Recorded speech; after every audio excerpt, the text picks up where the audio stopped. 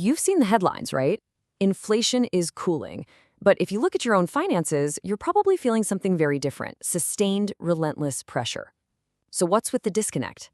Well, in this explainer, we're going to break down the mechanics of exactly why that's happening. Okay, let's get right to the core of the problem. Here are the numbers. The median household in America brings in about $74,500 a year. But the basic costs for a middle-class life? That's now somewhere between $120,000 and $140,000. That massive difference? That's the gap. It's not a feeling, it's a mathematical reality. So, we've just laid out that widening gap. Here's how we're going to dissect it. First, we'll look at what inflation really means versus what prices you actually pay. Then we'll get into why wages just don't keep up. After that, how debt is now filling that void. And finally, what this all means, the new financial reality we're all living in. All right, part one, inflation versus price levels. This is what we call the price ratchet effect.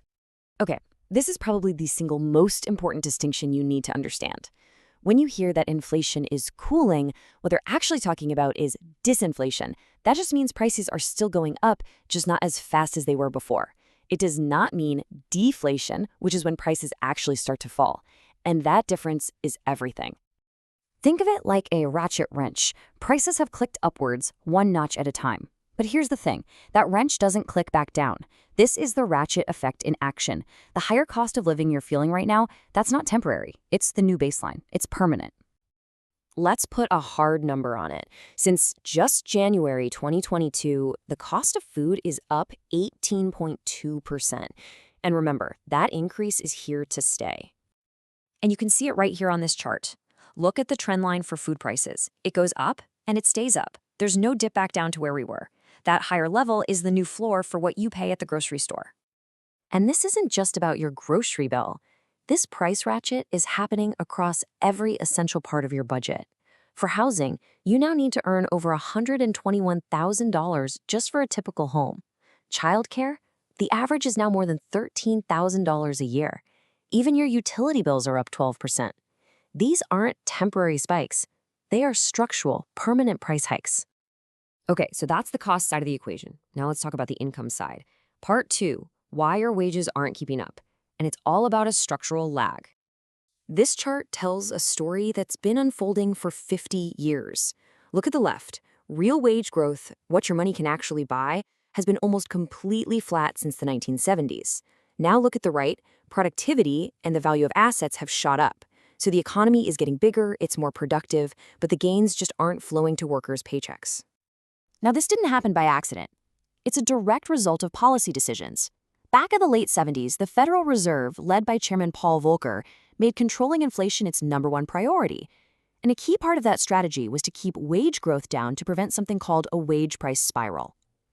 That thinking dominated for decades, and it basically baked a system into our economy where wages are always playing catch-up to prices. And here's how the Labor Tribune sums up the result. Quote, real hourly wages for most workers have barely moved since the 1970s and have typically been slow to recover once they fall behind. That last part is key. Slow to recover once they fall behind. It's a systemic lag. So, if costs are permanently higher and your wages can't keep up, how do you bridge that gap? Well, the answer for millions of people is debt. Which brings us to part three. Debt fills the void. It's become the necessary bridge. And the result of all this is exactly what you'd expect. To keep up, households are forced to take on more debt. And we're seeing the strain. Credit card delinquencies, that's people falling behind on their payments, are now at a 13-year high. That is a massive red flag for systemic stress.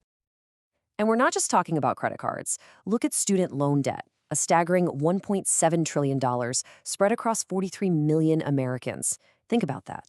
Millions of people are starting their careers already deep in a financial hole. And this is the real shift. The whole purpose of debt for the average person has changed. It used to be for big one-time investments, buying a house, starting a business. Now it's become the silent architecture of everyday American life.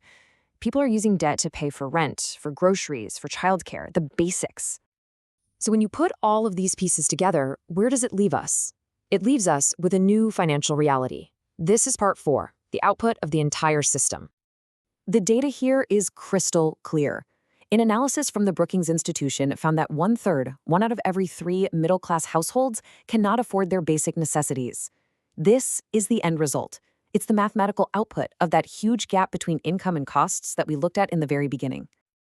And don't think this is just a problem in New York or California. This map makes it obvious that the affordability crisis is a national issue. We're talking about a significant number of middle-class families in every corner of the country who simply can't make the numbers work. So let's recap the system's output. You start with permanently higher prices. You combine that with wages that don't keep up. The result, debt becomes a necessity, not a choice. And what does that do? It erodes financial stability and leaves millions of households incredibly vulnerable to any kind of economic shock. And that brings us to the final critical question. The system, as it's currently built, requires debt just for a middle-class family to function.